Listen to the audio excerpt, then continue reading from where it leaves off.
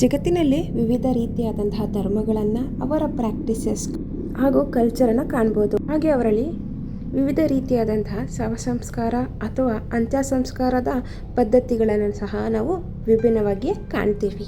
ಇವತ್ತು ನಾವು ನೋಡ್ತಿರುವ ಈ ವಿಡಿಯೋದಲ್ಲಿ ಶವಗಳನ್ನು ಹುಳೋದು ಇಲ್ಲ, ಹಾಗೆ ಸುಡೋದು ಇಲ್ಲ. ಬದಲಿಗೆ ಒಂದು ಟವರ್ನ ಮೇಲೆ ಓಪನ್ ಪ್ಲೇಸ್ನಲ್ಲಿ ಇಟ್ಟು ಬರ್ತಾರೆ. ಹಾಗೆ ಆ ದೇಹಗಳನ್ನು ರಣಹದ್ದುಗಳು ತಿಂದು ಹೋಗ್ತವೆ. ಹೌದು, ಇಂದಿಗೂ ಈ ರೀತಿಯಾದ ಪದ್ಧತಿಗಳನ್ನು ಆಚರಿಸ್ತಾ ಇದ್ದಾರೆ. ಈ ಸ್ಥಳವನ್ನೇ ಟವರ್ ಆಫ್ ಸೈಲೆನ್ಸ್ ಅಂತ ಕರೀತಾರೆ. ಏಕೆ ಇಂತಹ ಪದ್ಧತಿ? ಇದು ಕ್ರೂರತೆಯೋ ಅಥವಾ ಇದರ ಹಿಂದೆ ಯಾವುದಾದರೂ ಗಂಭೀರ ಕಾರಣ ಇದೆಯೋ? ಬನ್ನಿ ತಿಳಿಯೋಣ. ನಾವು ಸಾಮಾನ್ಯವಾಗಿ ಸತ್ತವರನ್ನು ಉಳಿತೇವೆ ಅಥವಾ ಸುಡುತ್ತೇವೆ, ಆದರೆ ಈ ಪದ್ಧತಿ ಸಂಪೂರ್ಣ ಭಿನ್ನವಾಗಿದೆ. ಮೊದಲಿಗೆ ನೋಡಿದಾಗ ಇದು ವಿಚಿತ್ರವಾಗಿಯೂ ಭಯಾನಕವಾಗಿಯೂ ಕಾಣಬಹುದು, ಆದರೆ ಇದರ ಹಿಂದಿನ ಕಾರಣ ತಿಳಿದರೆ ನಿಮಗೂ ಆಶ್ಚರ್ಯವಾಗಬಹುದು. ಟವರ್ ಆಫ್ ಸೈಲೆನ್ಸ್ ಅಥವಾ ದಖ್ಮಾ ಎನ್ನುವುದು ಜರೋಸ್ಟ್ರಿಯನ್ ಧರ್ಮದವರ ಅಂತ್ಯಕ್ರಿಯೆಯ ವಿಧಾನವಾಗಿದೆ. ಈ ವಿಧಾನದಲ್ಲಿ ಸತ್ತವರ ದೇಹವನ್ನು ಒಂದು ವೃತ್ತಾಕಾರದ ಕಲ್ಲಿನಿಂದ ನಿರ್ಮಿತವಾದ ಟವರ್ನ ಮೇಲೆ ಇಡುತ್ತಾರೆ. ಹುಳುವುದೂ ಇಲ್ಲ, ಸುಡುವುದೂ ಇಲ್ಲ. ಪ್ರಕೃತಿ ಸ್ವತಃ ದೇಹವನ್ನು ನಾಶ ಮಾಡುತ್ತೆ. ಈ ಟವರ್ ಆಫ್ ಸೈಲೆನ್ಸ್ ಒಳಗಿನ ರಚನೆ ತುಂಬ ವ್ಯವಸ್ಥಿತವಾಗಿದೆ. ಇದರೊಳಗೆ 3 ವೃತ್ತಾಕಾರದ ಭಾಗಗಳಿರ್ತವೆ. ಹೊರಗಿನ ವೃತ್ತ ಔಟರ್ ಸರ್ಕಲ್ ಪುರುಷರಿಗಾಗಿ, ಮಧ್ಯದ ವೃತ್ತ ಮಹಿಳೆಯರಿಗಾಗಿ, ಹಾಗೆ ಇನ್ನರ್ ಸರ್ಕಲ್ ಅಂದರೆ ಒಳಗಿನ ವೃತ್ತದಲ್ಲಿ ಮಕ್ಕಳಿಗಾಗಿ. ಹೀಗೆ ಸತ್ತವರ ದೇಹವನ್ನು ಈ ಭಾಗಗಳಲ್ಲಿ ಇಡಲಾಗ್ತದೆ.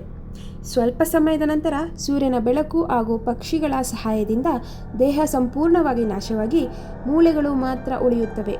ಆನಂತರ ಎಲುಬುಗಳನ್ನು ಮಧ್ಯಭಾಗದಲ್ಲಿರುವ ಒಂದು ಗುಂಡಿ ಅಥವಾ ಪಿಟ್ನಲ್ಲಿ ಹಾಕಲಾಗುತ್ತದೆ. ಈ ಗುಂಡಿ ವಿಶೇಷವಾಗಿ ನಿರ್ಮಾಣವಾಗಿದ್ದು ಮೂಳೆಗಳು ನಿಧಾನವಾಗಿ ಸ್ವಾಭಾವಿಕವಾಗಿ ಕರಗುವಂತೆ ಮಾಡುತ್ತದೆ.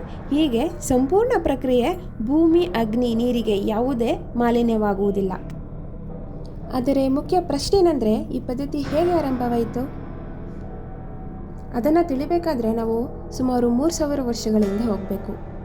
ಈ ಪದ್ಧತಿ ಜಗತ್ತಿನ ಅತ್ಯಂತ ಹಳೆಯ ಧರ್ಮಗಳಲ್ಲಿ ಒಂದಾದ ಪಾರ್ಸಿ ಧರ್ಮದಿಂದ ಬಂದಿದೆ. ಇದನ್ನು ಜರಾತುಸ್ತ್ರ ಎಂಬ ಪ್ರವಾದಿ ಪ್ರಾರಂಭಿಸ್ತಾನೆ.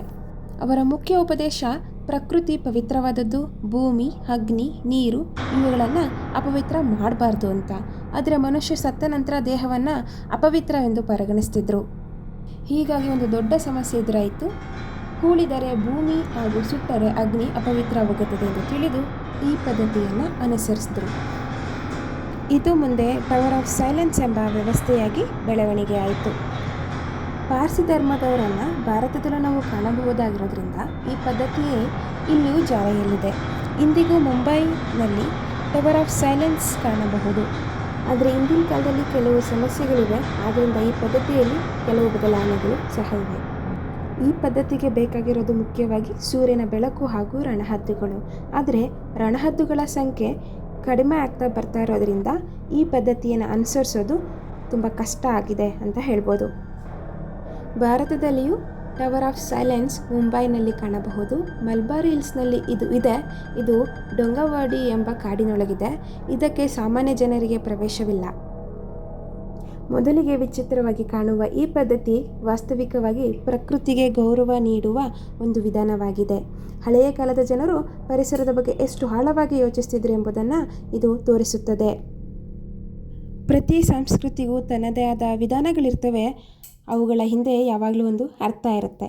ಧನ್ಯವಾದಗಳು. ಹೆಚ್ಚಿನ ವಿಡಿಯೋಗಳಿಗಾಗಿ ಈ ಚಾನಲನ್ನು ಸಬ್ಸ್ಕ್ರೈಬ್ ಮಾಡ್ಕೊಳ್ಳಿ.